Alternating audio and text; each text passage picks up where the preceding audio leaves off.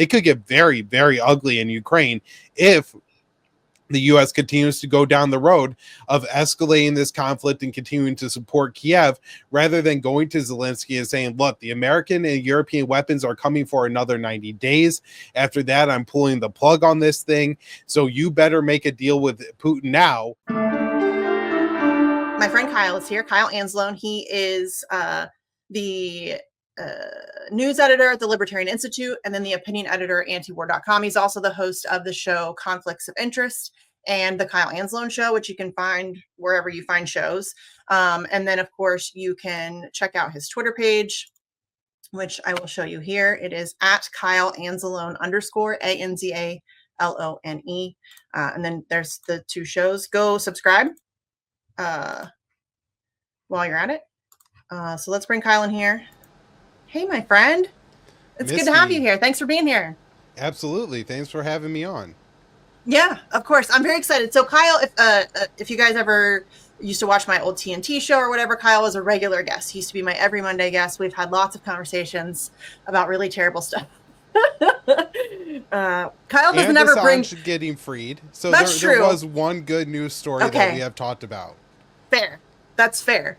That is fair. That was the one. I think that's it. It's the only good news I can really think of recent times, but it is what it is. So I wanted to have you on because there's a lot of foreign policy stuff and you do a great job of covering a wide range of topics. So I wanted to start, if we could, with Russia-Ukraine. Okay. So this is an issue that you and I have unfortunately been talking about for a long time, really since day one. You recently wrote a piece. Let's start first. You wrote a piece detailing a July 4th conversation between Trump and Zelenskyy. So tell us about the significance of that call and what was said.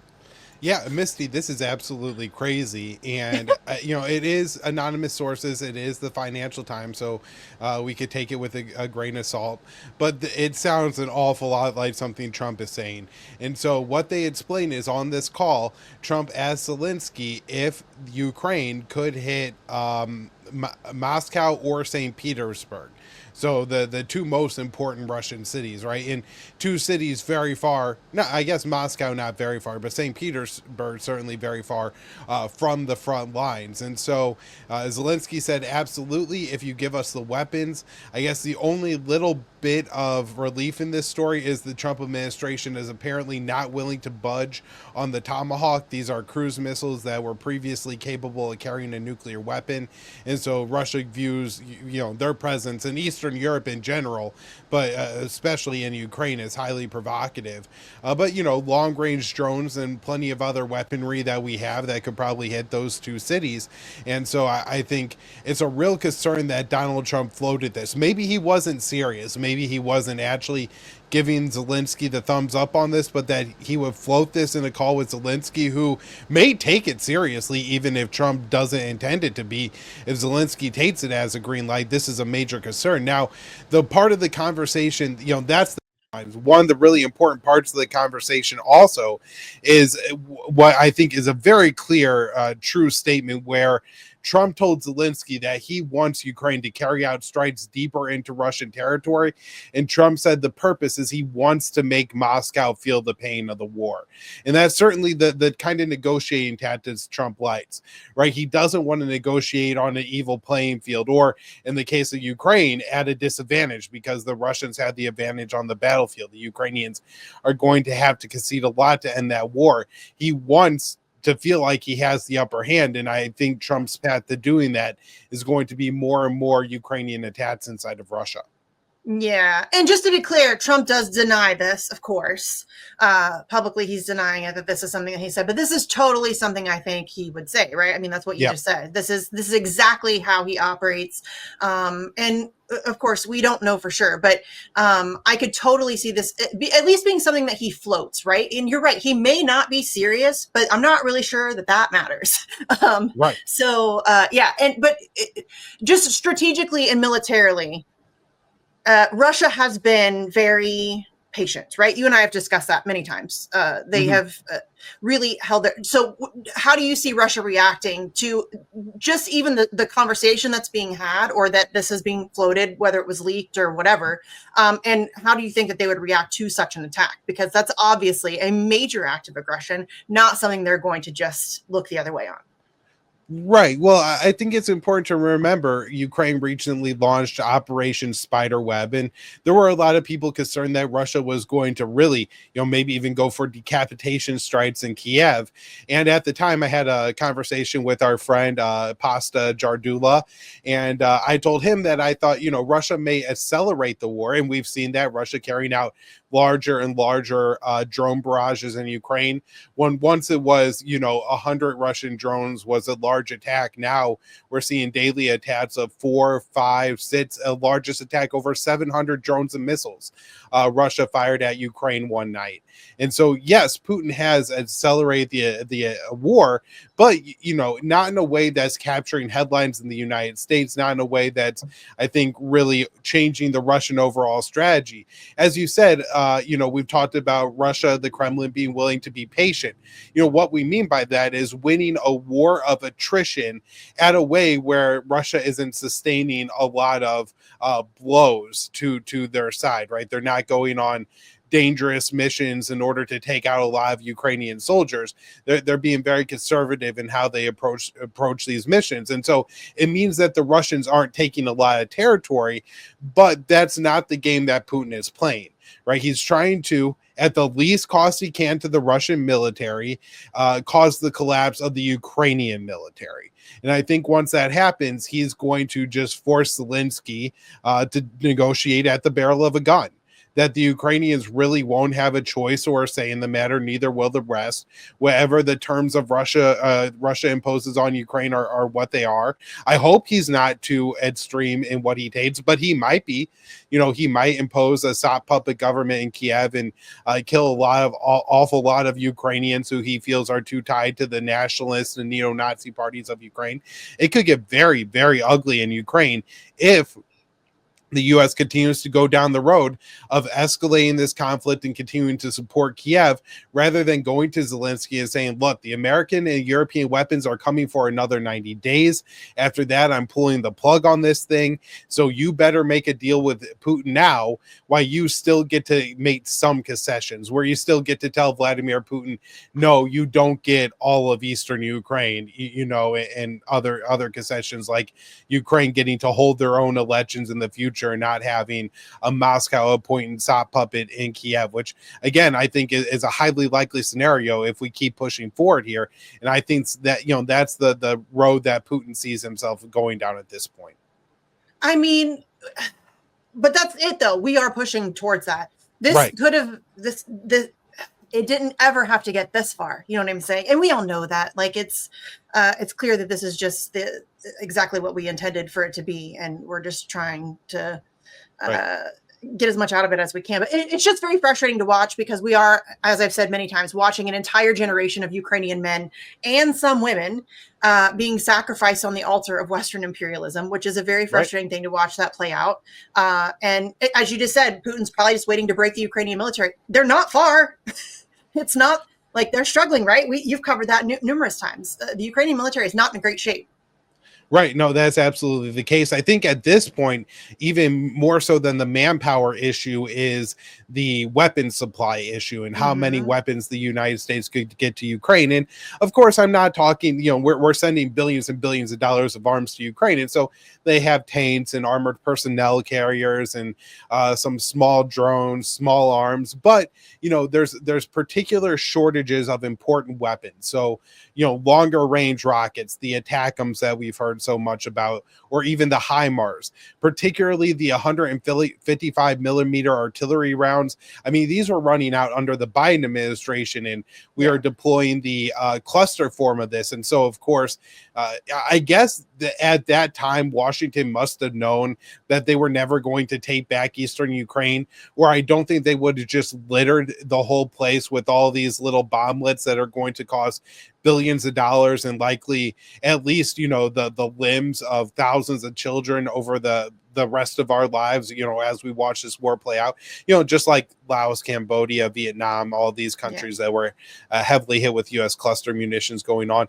But most importantly, Misty, the interceptors and the air defense systems.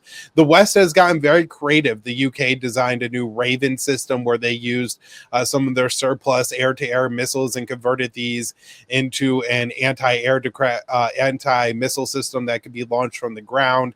You know, we've had Japan give us their Patriot interceptors because the Japanese ones actually can't go to Ukraine due to their anti-war, or what was once a anti-war constitution, and so they gave the U.S. their Patriots, which aren't being deployed, and we're using our stockpile Patriots, which are now replaced with the Japanese one. We sent those to Ukraine already, so we've gotten creative. We scraped the bottom of the barrel, and at some point, with 700 Russian drones and missiles incoming every night, Ukraine's just not going to be able to withstand these barrages. And I think that's where we're ultimately going to see the fall of the Ukrainian military, is when Russian air superiority really takes over.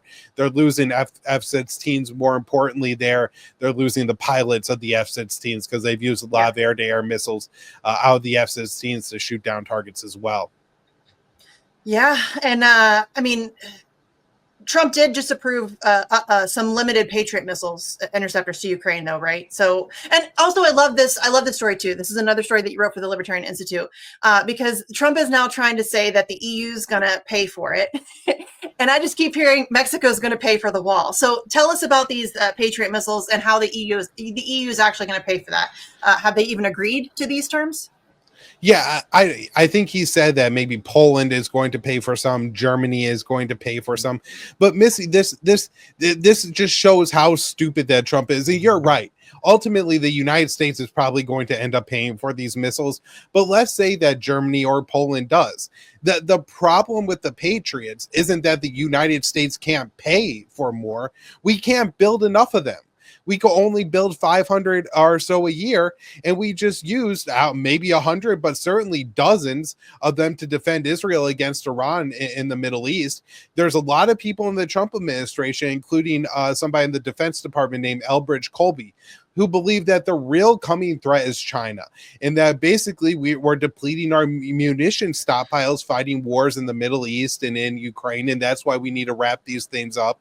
And China, and this is because Taiwan is going to wait maybe another decade before they get their Patriot interceptors, because we've depleted our stockpiles, we depleted our ally stockpiles, our core NATO allies and our East Asian allies like Japan. And so whenever the new systems rolling out, they're first going to fill the American stockpiles, then they're going to go to the Germans and the British and everybody else who's bought these things, right? Maybe the Israelis will need more of them. And so Taiwan's going to be very low on the list. And I think this is maybe one of the things that's finally going to convince Donald Trump not to keep fighting this war, but he doesn't seem to understand. It's not that we're suckers for paying for this. We're suckers because we're making our country vulnerable to continue to wage a war in Ukraine that cannot be won. Every day it goes on, the Ukrainians are going to get a worse, and they're going to lose more and more men, more and more weapons. Their stockpiles are going to get lower. The Russians will take another kilometer, 10 kilometers of territory, another city, another village every maybe week, every month. Ukraine's going to be in a worse and worse and worse position. And Misty, it's me and you who for years were the ones advocating to make a deal with Vladimir Putin to end this war, to close NATO membership to Ukraine, not to send these weapons to Ukraine, to have Zelenskyy make a deal, who would have gotten Ukraine a far better deal under what we suggested the whole time. And we're just smeared as, Putin puppets and Russian propagandists, when we're the only ones who actually want to help the Ukrainian people and end this stupid war and have them stop dying over absolutely nothing. Yes.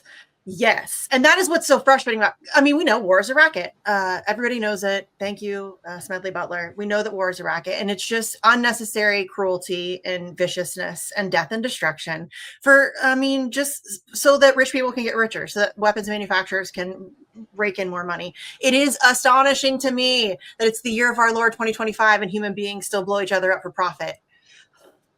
Come on. But okay, so I wanted to ask you too about Lindsey Graham, because of course Lindsey Graham of course, Lindsey Graham comes out and he's all for it. And he's now calling for what he's calling a sledgehammer round of sanctions on Russia. So they've tried the sanctions route. Russia doesn't seem to really, I mean, obviously they're impacted, but they seem to be doing just fine, Kyle. So what does that look like? What does sledgehammer sanctions look like to Lindsey Graham? So, yeah, this is a bill. And Misty, let me say, this bill has 85 co-sponsors in the Senate. So yeah. that means there's only 15 senators who have not co-sponsored this bill. This bill is a nuclear bomb to the American-led U.S. economic order, right? All the fact that, all trade is done in dollars, this would completely undo and unravel that. It would impose 500% tariffs on any country that does business with Russia. Now, this actually made some European countries quite nervous because some of them still import Russian natural gas. And I guess they got assurances from Washington that, no, we're going to look the other way as long as you say you're going to buy less every year. So we're giving some country passes, but countries I've heard, again, cross the board, 500% tariffs on China, India, Brazil, Turkey, many African countries. This is absolutely insane. And again, for years and years and years, this dynamic has been building where the U.S. has wielded sanctions and used them for everything, right? Especially under Trump has been the worst with his tariffs. The president of a country addresses him wrong and he slaps on 20% tariffs, or that's essentially how it's gone, right? Minor issues like a country not taking in immigrants or deportees from the United States, and he's threatening 100% tariffs and ridiculous things like this. And so that plus the sanctions on Russia that exist already, Iran, North Korea, Venezuela, Cuba, Zimbabwe, Syria. Well, now that Syria is run by jihadists, I guess not so much. But, all these sanctions has created an alternative economic order that's been growing. And it's kind of in two forms, BRICS and the Shanghai Cooperation Organization. And this, if Trump signs this bill and goes through with this, I think it would essentially lock in and ensure that either BRICS or the Shanghai Cooperation Organization really becomes like the center of world trade in the coming years, probably because countries won't go along with this anymore. Yeah. And I mean, okay, so I wanted to ask you too about the mega deal. So Zelensky's calling... So Zelensky's calling this, he wants to do this drone weapon swap. So talk to us a little bit about that. And then I want to kind of loop back around to the Shanghai cooperation thing. Okay. Yeah. So the mega deal thing, this seems like another scam, just like the minerals deal, right? Where I don't think the U.S. is going to ever see any profits from mines in Ukraine. I mean, some of them are going to be in Russia very soon. One of the major, I think, lithium mines is actually in Russia's hand now. But Zelensky has this new deal he's coming to Washington with. He's calling a mega deal where the U.S. is going to buy Ukrainian long-range drones in exchange for weapons. Now, the drones that Ukraine is producing are these like cheap kind of commercial drones that they add some things to it. I'm sure some of it is like kind of complex GPS type communication device and things like that, and then ammunition, right? And then they're going to trade them to the US for Patriot missiles. So this whole thing makes absolutely no sense because it would probably be thousands and thousands of Ukrainian drones to every Patriot interceptor that we send to Kyiv. And of course, my guess, Misty, is that the Ukrainian drones would not be sold to the United States until after the conflict is over, in which case they're never going to be sold to the United States. This is just a way to scam Donald Trump, thinking that the United States is getting something bad for the weapons that we're sending to Ukraine. So we're going to get rights to minerals in territory that's seized by Russia. Right. Yeah. And we're going to sell Ukraine weapons for the stake in those minerals. I mean, this is just absolute stupidity. Right. Yes. But Donald Trump seems to be absolutely falling for it at this point. And I think this is just another scheme to send weapons to Ukraine. Well, Kyle, Trump went from criticizing military support for Ukraine. He's going to end it in 24 hours, Kyle. He's going to end it. It's going to be over in 24 hours. Don't you worry. Here comes Donald Trump. He's going to fix everything. And now dude is completely embracing and exploring weapons transfers, expanded weapons transfers, sanctions. It's in the shift is fascinating, and this is not obviously the only thing that he shifted on. Hello, Epstein. We're going to talk about that later. But he has completely shifted his position on this issue, and watching MAGA try to cope with that is it's kind of fascinating to watch it play out, because some of them are. It's interesting because some very loud MAGA supporters, or at least Trump supporters, have been very vocally. I mean, they've been really going at him. I mean, which is great. It's refreshing to see. But there's also a major amount of cope, Kyle. There's so much cope going on. There's still the QAnon stuff where this is all part of the plan. Just trust the plan, bro. But what do you make of that? What do you make of his complete shift on this issue, and how his base seems to be taking that? Yeah, I mean, this is what I thought was going to happen, Misty. I thought, the best way to predict what was going to happen, the Trump administration, was to look at his first term. And if you look at, he said a lot of great things about getting along better with Russia, like removing tariffs and sanctions on different countries, ending wars in the Middle East, making a deal with Kim Jong-un, reducing nuclear weapon stockpiles between the U.S. and Russia. These are all policies that I think me and you support. And if Donald Trump was doing those things, I probably would have voted for him the second time around.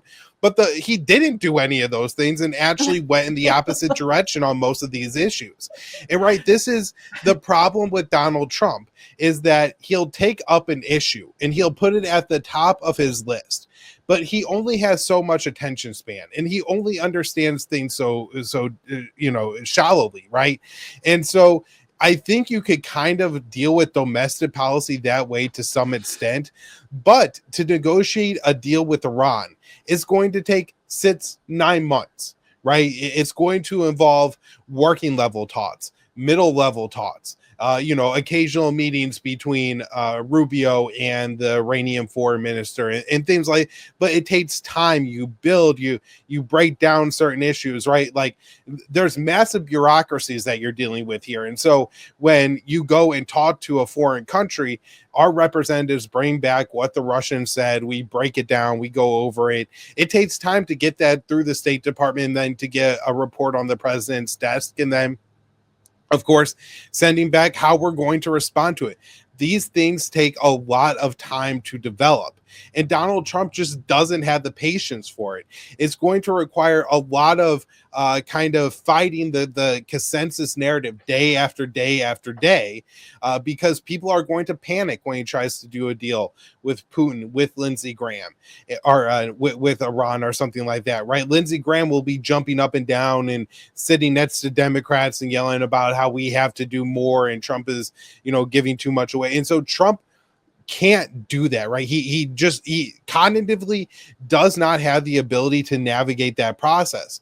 And so when it sounds great that Donald Trump is going to go and meet with Vladimir Putin and talk about reducing nuclear weapons stockpiles and extending arms control agreements, what happens is he goes and meets with Vladimir Putin. Putin doesn't just tell Donald Trump everything that he wants to hear. He gets a lot of heat in the press back home. And what did the first Trump administration end up with as far as Russia policy goes?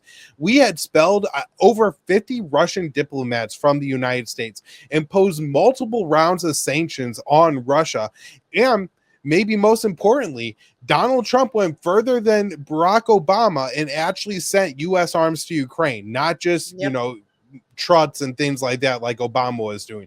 He went further than Obama on that issue.